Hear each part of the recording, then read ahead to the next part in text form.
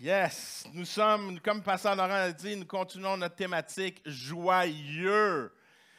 Ah, c'est l'Église, n'est-ce pas? La réalité, joyeux devrait être comment les gens de l'extérieur nous voient. Joyeux. Les gens, quand ils parlent de l'Église, on devrait être plus reconnus par notre joie de vivre, par les positions qu'on peut avoir. Et je commencerai demain matin. C'était même pas dans mes notes. Mais je crois que c'est la réalité. Je crois que nous servons un Dieu joyeux. Et l'esprit de joie que Dieu a, qu'il a célébré quand il nous a vus, notre Dieu est un Dieu de joie. Et je crois que ce matin, on veut vraiment aller continuer cette thématique et de le réaliser. Pasteur Laurent a prié tantôt et je veux juste reprendre de la semaine passée le texte où c'est la prière de l'apôtre Paul. Dans quelques instants, je vais tout vous mettre dans le contexte, le livre de Philippiens, que c'est une lettre que l'apôtre Paul a écrite. Mais je veux lire le texte que j'ai lu la semaine passée parce que c'est encore la prière. C'est comme la continuité de la semaine passée. Et je veux juste se rappeler ce texte que l'apôtre Paul écrit et que c'est sa prière pour l'Église de Philippe, qu'on la retrouve dans Philippiens chapitre 1, versets 9 à 11, qui dit « Voici ce que je demande à Dieu dans ma prière. C'est que votre amour grandisse de plus en plus, avec une pleine connaissance et une compréhension parfaite, pour que vous soyez capables de discerner ce qui est important. Ainsi, vous serez purs, irréprochables au jour de la venue du Christ. Vous serez comblés, complets, d'une vie conforme à sa volonté, vie que vous est donnée par Jésus-Christ, à la gloire et à la louange de Dieu.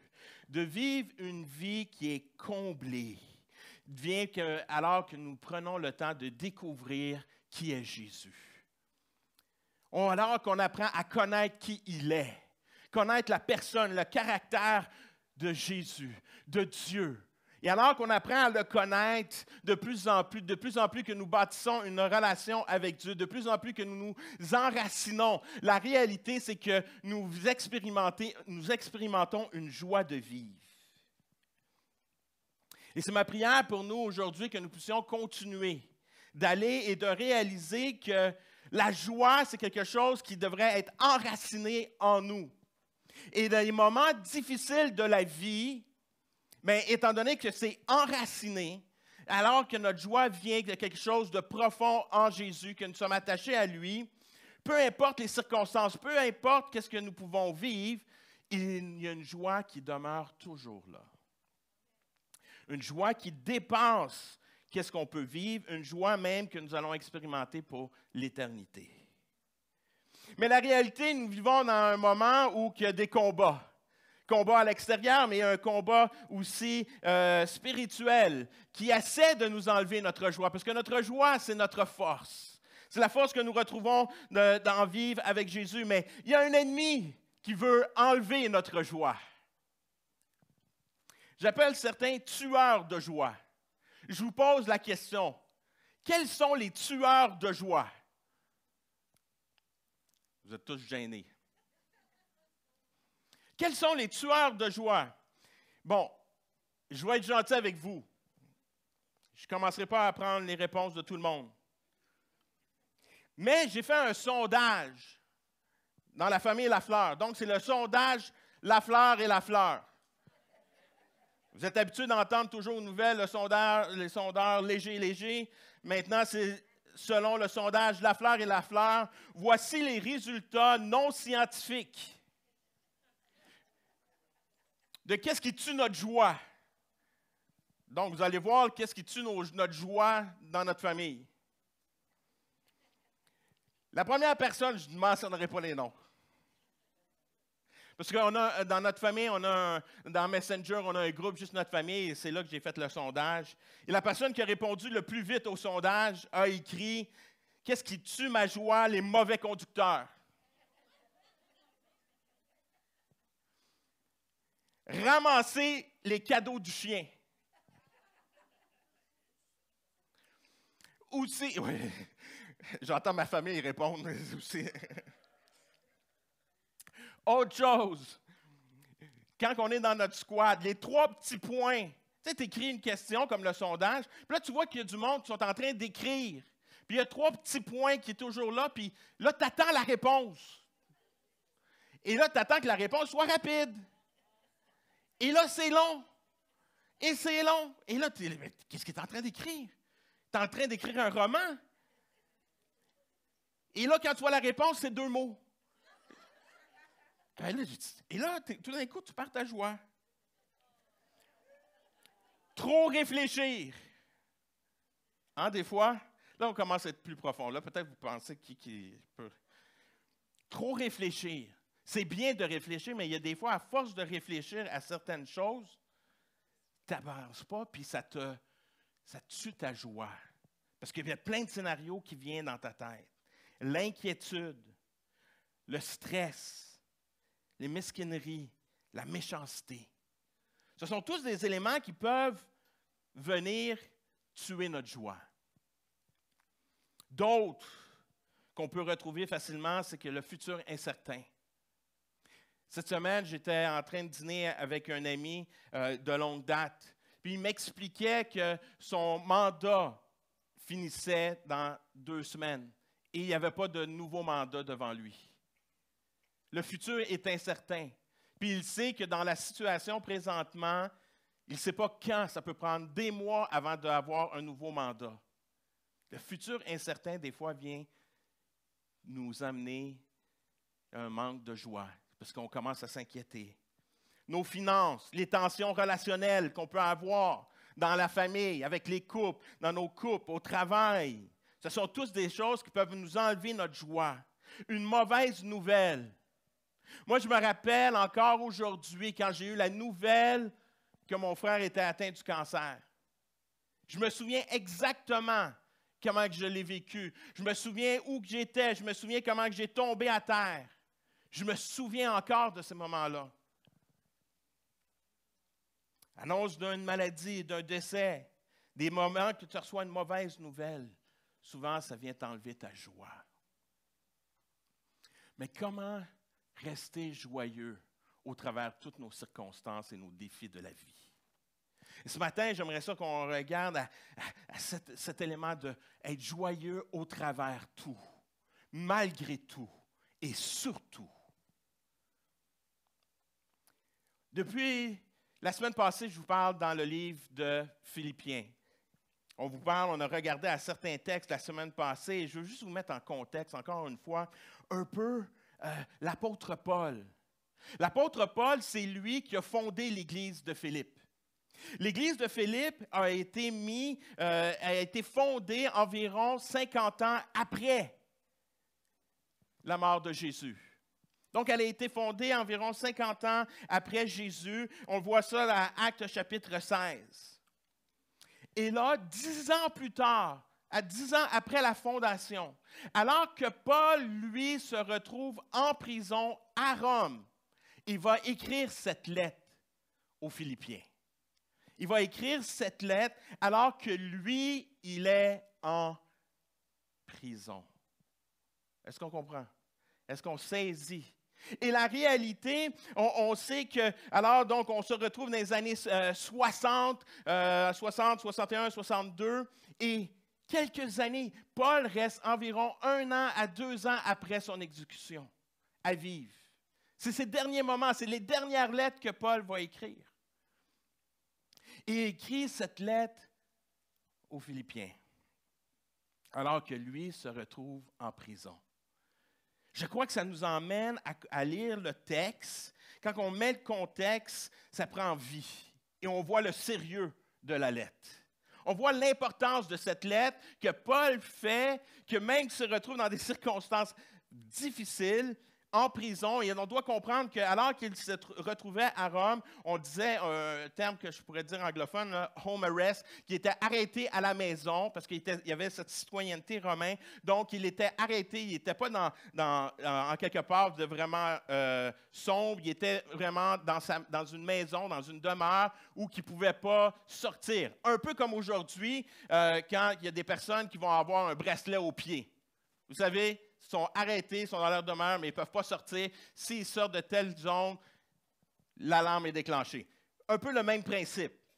Donc, Paul il est capable d'écrire, il est capable d'écrire des lettres, mais la façon qu'il peut survivre à cela, c'est que les gens viennent lui porter des biens, vont prendre soin de lui. Et l'Église de Philippe fait cela, va prendre soin, et on l'a vu la semaine passée, comment l'Église de Philippe va donner de ses fonds pour soutenir à Paul. Et là, Paul arrive et écrit à cette Église au chapitre 1, on continue à lire versets 12 et 14, et ça m'impacte. De comprendre que Paul est en prison, puis là, il est en train d'encourager l'Église aux Philippiens. Et on doit comprendre aussi, à l'époque, l'Église est sous persécution. C'est des moments difficiles. C'est des moments difficiles que l'Église vit. Et à chaque fois qu'ils sortent, qu'ils proclament l'Évangile, ben, c'est leur vie qu'ils mettent en jeu. On doit le réaliser, cela. Est-ce qu'on peut être joyeux même à travers cela? À travers ces circonstances qui sont si lourdes? La vie de Paul nous le démontre. Et c'est ça qu'on va regarder un peu ce matin. Philippiens 1, 12 et 14 dit « Frères et sœurs, je veux que vous sachiez ce qui m'est arrivé à contribuer en fait à la progression de la bonne nouvelle. » C'est fou. Prenez le temps. Si nous, on se retrouve dans sa position, est-ce qu'on serait là en train de chialer contre les lois? Contre ça n'a pas d'allure, qu'est-ce qui se passe? C'est injuste. Lui, au contraire, il est là, il dit, je suis arrêté. Yes. La bonne nouvelle continue à être proclamée. Wow! Moi, ça vient me chercher. Ce qui m'est arrivé a contribué en fait à la progression de la bonne nouvelle. C'est ainsi que tous, dans le palais du gouverneur ou ailleurs, savent que je suis prisonnier pour le service du Christ. En me voyant en prison, la plupart des frères et des sœurs, davantage confiants dans le Seigneur, osent encore plus proclamer sans crainte la parole de Dieu. Wow! C'est extraordinaire de voir cela. À travers des moments de difficulté, à travers des moments d'épreuve que l'apôtre Paul il est capable de voir quand même la progression de l'Évangile à travers ces situations qu'il vit. Quel message que nous, ça nous apporte? Que peut-être que notre mindset doit changer quand on fait face aux épreuves. Quand on vit des moments difficiles dans notre vie, il faut apprendre à le voir différemment. À travers tout, nous restons tenaces. Au travers tout, nous restons tenaces. Et la réalité, on voit cela à travers l'apôtre Paul, à travers tous les textes qu'on voit, comment que sa vie, on va le voir encore plus, qu'est-ce que Paul va avoir vécu dans quelques instants. Mais j'aime le texte aussi que Jacques va nous encourager à vivre la même chose que qu'est-ce que l'apôtre Paul nous enseigne. Jacques, chapitre 1, versets 2 et 4, va dire, il parle à l'Église, « Mes frères et sœurs, considérez-vous comme très heureux quand vous avez à passer par toutes sortes d'épreuves. » Il me semble que c'est illogique. Il me semble que c'est comme un peu le monde à l'envers. C'est comme qu'il y a quelque chose, ça ne marche pas, tu vis des épreuves, puis tu dois considérer ça, hey, soyez très heureux.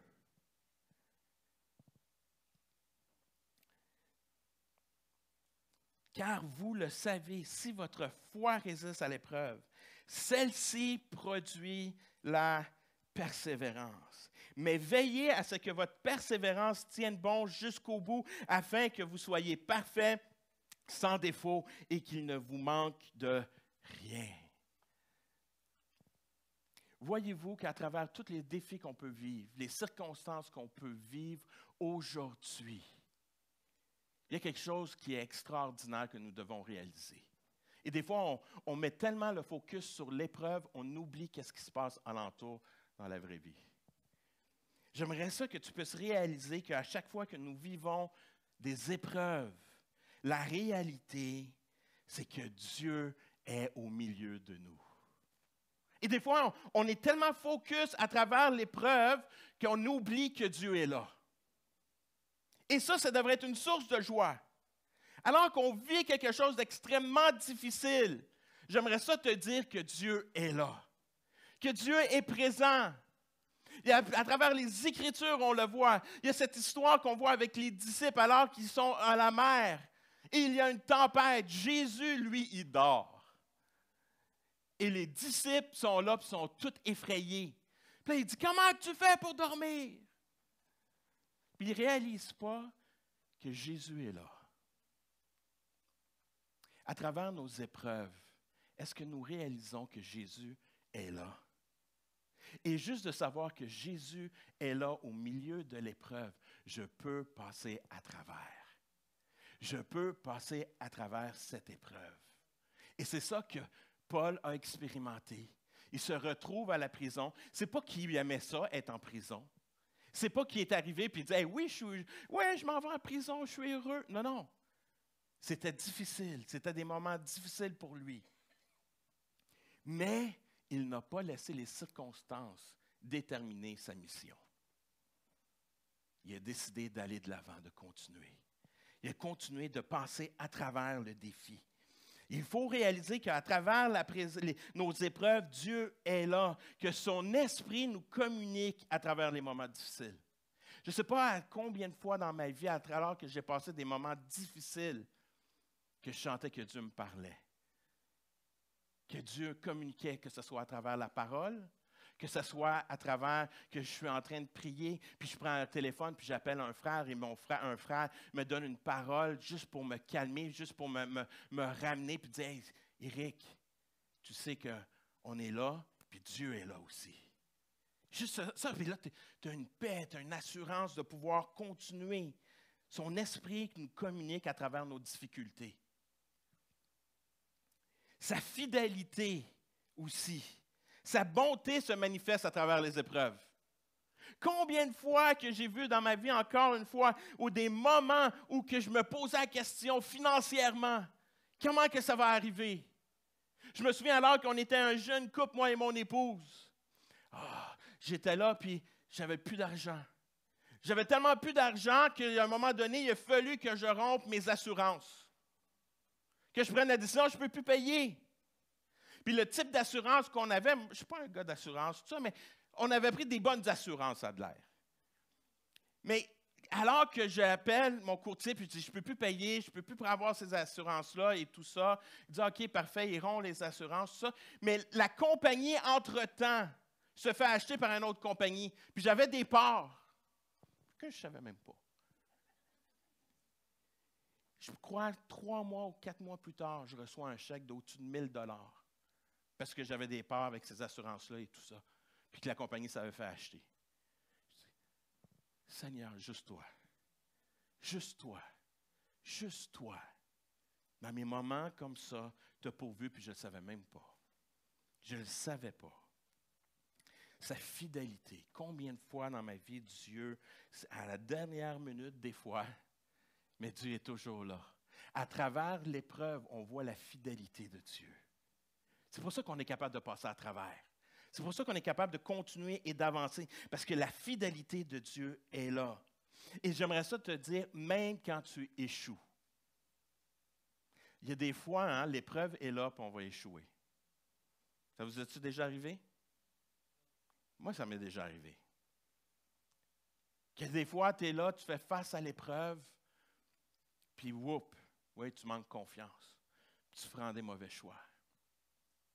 Et savez-vous quoi? Et c'est pour ça que j'aime la Bible. Parce qu'à travers la Bible, tu vois des hommes et des femmes qui ont échoué. Mais que Dieu était là, rempli de bonté, a démontré son amour et sa grâce. Et il y a cette histoire, ce psaume que j'aime beaucoup, le psaume 51, et cette histoire est rattachée avec la chute de David. David a chuté. Et il n'a pas chuté à moitié. Quand tu regardes qu'est-ce que David a fait, c'est comme « wow ». Mais j'aime cette prière de David, ce chant qu'il a fait, qu'il a composé. Psaume 51, versets 12 et 14, que vous connaissez probablement pour certains, que vous l'avez peut-être déjà chanté, qui dit « Ô Dieu, crée en moi un cœur pur, renouvelle en moi un esprit bien disposé. Ne me rejette pas loin de ta face, ne me retire pas ton Esprit Saint. Rends-moi la joie de ton salut et qu'un esprit de bonne volonté me soutienne. » J'aimerais te dire ce matin, peu importe qu'est-ce que tu vis dans ta vie. Peut-être que tu vis des moments difficiles puis tu as échoué. Tu as vécu des moments difficiles. Mais aie cette prière comme David a eu. Sois comme David, puis dis oui, j'ai échoué. Puis je viens puis je te demande pardon. Je te demande pardon, Seigneur. Viens et renouvelle-moi. Renouvelle mon intelligence. Renouvelle mon cœur. Donne-moi un cœur pur. Et qu'est-ce que j'aime d'en plus, c'est que David avait compris quelque chose qu'il avait perdu. Il avait perdu sa joie à travers ça. Puis il a dit, Seigneur, redonne-moi la joie que j'avais quand j'ai été connu, quand j'ai ressenti ton salut. Et c'est notre prière pour nous aujourd'hui, qu'à travers tout, qu'on puisse passer à travers. Peu importe si vous êtes dans une situation où vous avez vécu des moments difficiles, mais soyons comme David et prions comme David. Et vous allez voir que Dieu nous relève, puis on est capable de passer à travers tout. Et à travers Dieu, Dieu vient là toujours. À travers tout,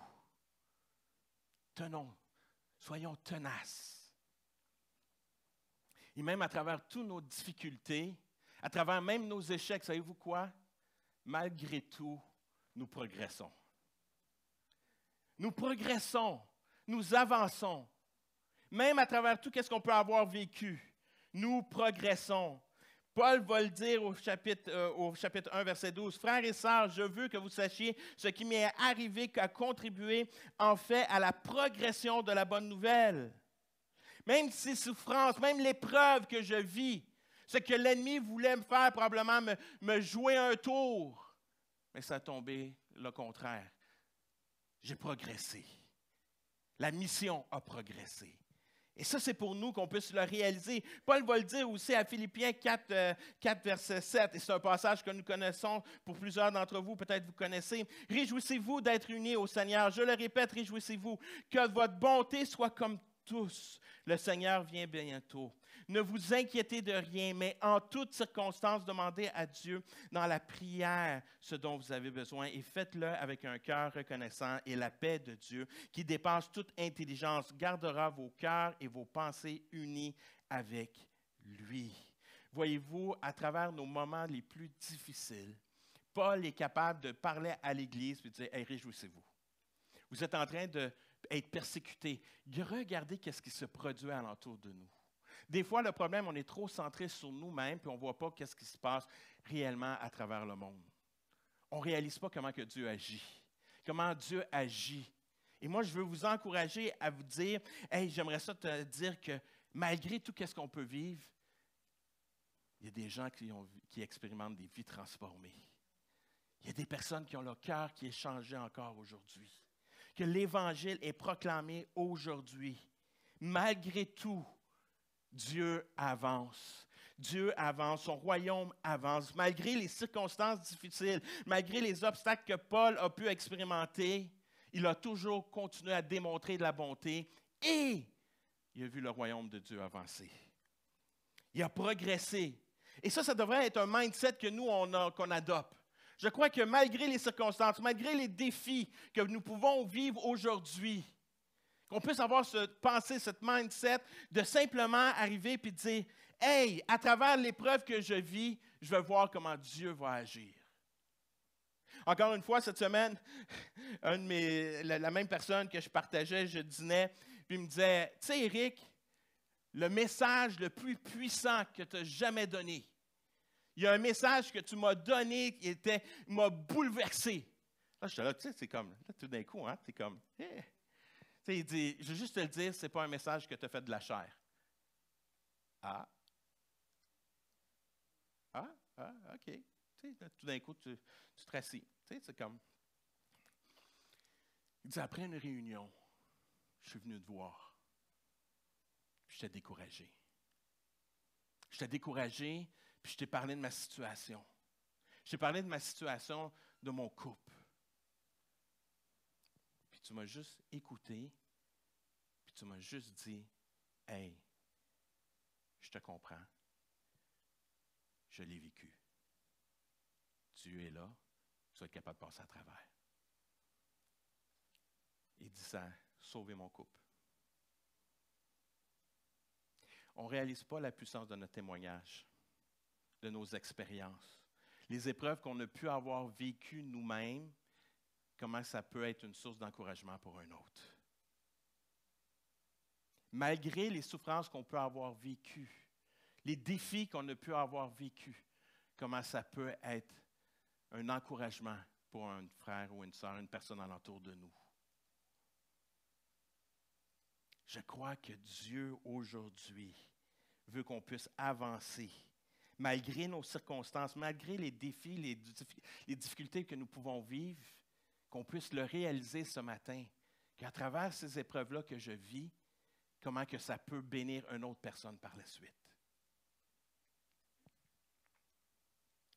N'oublions pas que Dieu est un Dieu bon, que notre Dieu est bon. Et c'est ça que Paul va dire, que nous sommes appelés à être des dispensateurs de la bonté de Dieu. Que nous sommes appelés à simplement révéler la bonté que nous avons expérimentée et la redonner. La bonté de Dieu que Paul nous parle, malgré les difficultés, malgré les fois les tueurs de joie qui sont devant nous, on devrait passer par-dessus et montrer la bonté de Dieu. Nous sommes appelés à démontrer cette bonté aux gens alentour de nous. Comment que Dieu est bon, puis comment qu'on peut se le révéler. C'est pour ça que je dis que l'Église devrait être un endroit où que les gens rentrent et disent « Ah, wow! » C'est des gens qui sont joyeux, qui sont remplis de bonté. Pourquoi? Mais l'Esprit de Dieu qui est en nous nous amène à démontrer cela. Et c'est ça que nous sommes appelés. La bonté a le pouvoir de détruire notre égocentricité. La bonté est un pont pour rejoindre l'autre. La bonté que Dieu nous a accordée nous a amené à le connaître. La bonté que je peux démontrer à une autre personne va m'amener à pouvoir être en relation avec elle. La bonté en action nous amène à le servir et servir les autres. Savez-vous quoi? Il y a une joie dans le service. Il y a une joie de servir le Seigneur. Il y a une joie que nous y retrouvons. Et je veux t'encourager ce matin à le réaliser. Malgré toutes nos circonstances, malgré tous nos défis que nous pouvons vivre, réalisons que ces épreuves-là nous emmènent à être plus forts aussi. Nous emmènent à être plus forts et à avancer. Malgré tout, nous progressons. Et surtout, l'épreuve fortifie l'Église et emmène une croissance. Ça emmène une croissance. Et on le voit ici dans le texte, l'apôtre Paul, encore une fois. Nos épreuves vont faire que nous allons pouvoir partager notre foi, la bonté de Dieu et amener une croissance. Philippiens 1,14, en me voyant en prison, la plupart des frères et des sœurs sont davantage confiants dans le Seigneur, osent encore plus proclamer sans crainte la parole de Dieu. C'est quand même fou quand on y pense. Paul est en prison, puis les personnes autour de lui sont comme, « OK, ouais, moi aussi, si je vais proclamer l'Évangile, puis si je vais en prison, c'est pas grave. Paul a réussi, moi aussi. » Je ne sais pas si ça arriverait demain que moi et Pasteur Laurent, Pasteur Candy, on se fait arrêter parce qu'on a proclamé l'Évangile. Combien qui vont dire « All right! » J'ai le goût de proclamer encore plus. J'ai encore le goût. C'est comme où ils vont dire « Ah! Est-ce que vraiment, c'était vraiment la solution? C'était-tu vraiment la chose à faire? C'était-tu vraiment, tu sais, il aurait peut-être dû pas parler comme ça, il n'aurait pas dû dire telle affaire, puis c'est leur faute au bout de la ligne s'ils sont là. Il me semble que ça nous ressemblerait, ça. Mais à l'époque, alors que l'Église était persécutée, et les disciples et l'apôtre Paul se tiennent debout, annoncent l'Évangile, proclament la bonne nouvelle, se font persécuter, mais les personnes alentour sont comme inspirées à aller de l'avant, sont encouragées à aller de l'avant. Et au contraire, au lieu que l'Église diminue, l'Église grandit. C'est fou. Il faut arrêter d'avoir peur. Il faut arrêter d'avoir peur de passer à travers des épreuves. Il faut juste se mettre, dire, OK, je passe à travers ces moments difficiles. Je sais que Dieu est là, puis il va m'accompagner. Et que je sais qu'à travers ces moments-là, peu importe qu'est-ce que je vais vivre, je sais que Dieu va pouvoir m'utiliser. Puis je vais pouvoir être une source de joie en quelque part. Moi, un de mes pasteurs qui m'a touché alors que j'étais au Centre évangélique de Laval, puis c'est un pasteur qu'on faisait venir à maintes reprises, puis c'est rendu un pasteur qui est à la retraite, pasteur David Shepherd. C'est un homme qui m'a marqué, a vraiment marqué ma vie. Pour nous, c'était comme un père spirituel. À chaque fois qu'il venait à l'église, c'était comme, tu sais, le genre d'homme que tu ne parles pas, tu fais juste t'asseoir, puis t'écoutes, puis tu es comme, tu es émerveillé. Puis il nous racontait l'histoire de son fils qui était atteint du cancer et tout ça. Puis qui avait des traitements et tout ça. Mais il disait, sais-tu quoi? Quand je vais là-bas, je m'assure de prier pour tout le monde. Dans le temps que mon fils a les traitements, je me rentre dans les chambres et je lui demande, je suis pasteur, est-ce que vous auriez besoin de prière? Puis il disait, habituellement, dans un hôpital, les gens ont besoin de prière. Des fois, j'étais là, je dis, est-ce que je ferais ça? Est-ce que ce serait mon réflexe? Que je suis à l'hôpital, mon fils, entre la vie et la mort, qui vit des traitements, et, bon, en attendant, là, on va aller prier pour les autres. Quand il me parlait de ça, j'étais comme, Seigneur, l'Esprit de Dieu venait me chercher, puis je disais, Seigneur, change ma façon de penser. Des fois, je suis trop centré sur moi. Je pense trop à mes problèmes. Puis j'oublie ta mission. J'oublie ta mission. Que tu m'appelles, je suis là, il y a des situations. Puis son fils a passé à travers les traitements, a survécu. Et c'est une histoire incroyable. À cause des traitements, les médecins disent ton fils n'aura jamais d'enfant. Puis en tant que père, il dit, je n'ai jamais dit à mon fils. J'ai jamais dit. Mon fils est rendu qu'il a des enfants. Je n'ai pas mis cette pression-là sur mon fils. Il n'avait pas besoin. Il s'est marié, puis il a eu des enfants. Puis il est encore vivant, puis je peux vous dire que son fils est pasteur aujourd'hui.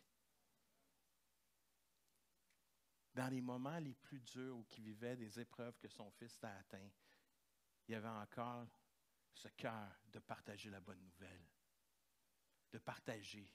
Et pour moi, c'est quelque chose qui vient me chercher, puis que je me dis, à travers nos épreuves, si on pourrait avoir un nouveau mindset, que Dieu nous renouvelle notre intelligence, change notre façon de voir les choses, qu'on dit, OK, je passe à travers des moments difficiles, j'en suis conscient. Ce n'est pas de dénier, je vis quelque chose de difficile, mais je sais que tu es là. Je sais que Dieu est au centre. Je sais que je vais pouvoir passer à travers. Malgré tout ce que je peux voir, je sais que Dieu va continuer à agir et même il y a des personnes qui vont pouvoir être touchées à travers cela parce qu'ils vont voir la bonté et la grâce de Dieu. Puis on va voir une croissance arriver. Pourquoi? Parce que l'Église est une Église qui est joyeuse. J'aime cette pensée. C'est un pasteur qui a écrit un livre qui s'appelle Chris M. Coursey, qui a écrit un livre Transforming Fellowship.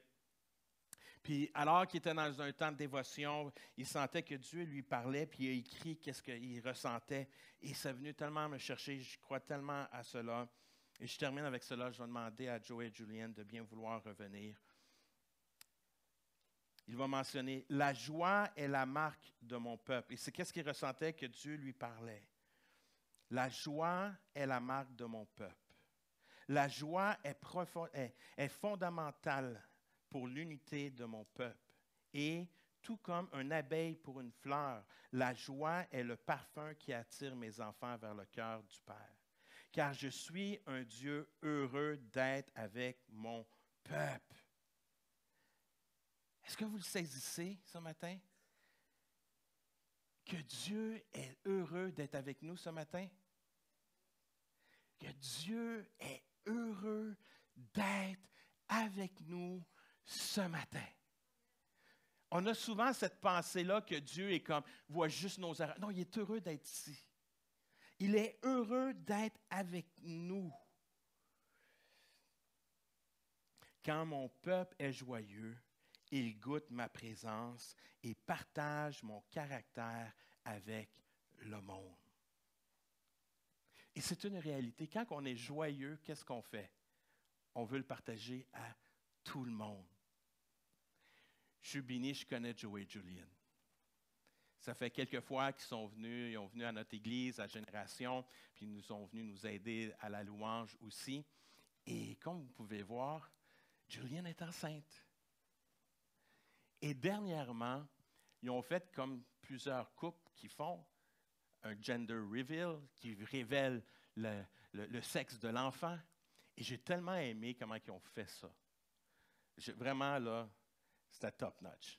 C'était vraiment bien. Il faut que vous connaissiez Joey. Joey aime les véhicules. Vous pouvez aller même sur YouTube, Étienne l'a filmé, puis vous pouvez voir le reveal. Mais il aime les véhicules. Puis dans son véhicule, c'est une RX, une Nissan RX. Proche? Ah, Mazda RX-7. Je suis assez proche. Ça paraît que je ne suis pas un gars de char, mais bon. Mazda RX-7. Mais qu'est-ce qui est incroyable? Ils ont mis la couleur en dessous des pneus. Joey, donc, il a fallu qu'il rentre dans l'auto, qu'il fasse spinner les roues pour voir c'était quoi. Là, vous voulez tout savoir c'est quoi. Vous voulez tout savoir c'est quoi la nouvelle. Allez voir la vidéo. Non.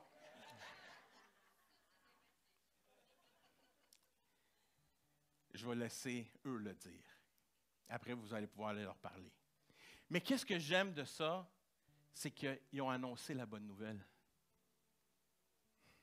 Tout le voisinage a vu la bonne nouvelle. Il y a quelqu'un qui s'en vient. Il y a un nouveau-né qui est là, qui prend place. Savez-vous quoi? À chaque fois qu'une personne vient à la connaissance du Seigneur, il y a une célébration au ciel. Il y a une joie. Quand il y a une vie qui est transformée, quand il y a une vie qui est touchée par la présence de Dieu, c'est extraordinaire. Mais savez-vous quoi? Nous sommes appelés à le déclarer à tout le monde. Eux, il y avait tellement de joie, il fallait qu'ils le déclarent à tout le voisinage. Savez-vous quoi? C'est la même chose pour nous. On a tellement de joie à l'intérieur. Quand on se fréquente ensemble, on doit le partager à tout le monde. On doit dire la bonne nouvelle que Jésus est venu. Par l'épreuve que tu vis, je comprends les épreuves que tu vis, j'en ai vécu. Mais il y a de l'espoir, et l'espoir se retrouve en Jésus-Christ. Viens à la connaissance de Jésus-Christ et tu vas vivre une vie comblée. Tu vas vivre une vie remplie. Tu vas voir que tout ce que tu as essayé dans le passé n'a pas fonctionné. Mais lui, Jésus, va combler ta vie et tu vas expérimenter une joie qui va être complètement différente, qui va être enracinée en lui. Et alors que tu vas vivre des épreuves, tu vas pouvoir toujours te retourner à lui. Maintenant, en tant qu'Église, nous sommes appelés à toujours être focus sur la vision et la mission que Dieu nous a donné d'annoncer et de proclamer la bonne nouvelle. Soyons joyeux à travers les épreuves, les défis que nous pouvons vivre. Soyons joyeux parce que nous reconnaissons que Jésus est là. Amen. Je vais vous inviter à vous tenir debout. Je vais terminer en prière et par la suite, Joe et Julienne vont pouvoir nous amener dans un temps de louange et d'adoration. Père éternel, je viens devant toi ce matin avec simplicité de cœur, te disant merci. Merci pour tout ce que tu as fait. Comment que tu es un Dieu bon. Comment que tu es heureux de nous voir aujourd'hui alors que nous sommes rassemblés ensemble. Tu es heureux de nous voir, Seigneur Dieu. Et que tu veux nous parler, tu veux nous guider, nous diriger à travers nos épreuves, nos défis. Tu veux nous parler, tu veux nous enseigner. Tu veux qu'on s'appuie sur toi. Et ce matin, on veut être dépendant de toi. Et on s'abandonne à toi. Parce que nous réalisons, Seigneur, quelle joie que tu as, Seigneur, alors que tu prends soin de nous. Alors, Père, j'abandonne tout, Seigneur Dieu, à tes pieds. Mes épreuves, mes défis, Seigneur Dieu. Et parle-moi, enseigne-moi, corrige-moi, Seigneur Dieu, pour que je puisse avancer encore plus. Et que des gens alentour de nous, Seigneur, de moi, Seigneur Dieu, puissent expérimenter la bonté comme j'ai pu l'expérimenter. Que je puisse être une personne qui va propager cette bonté aussi, Seigneur Dieu. Ah, Seigneur Dieu, je te demande que tu puisses agir ce matin, que tu puisses nous surprendre ce matin. Surprends-nous, Seigneur Dieu. Continue à faire ton œuvre dans chacun d'entre nous ce matin. Je prie dans le merveilleux nom de Jésus. Amen.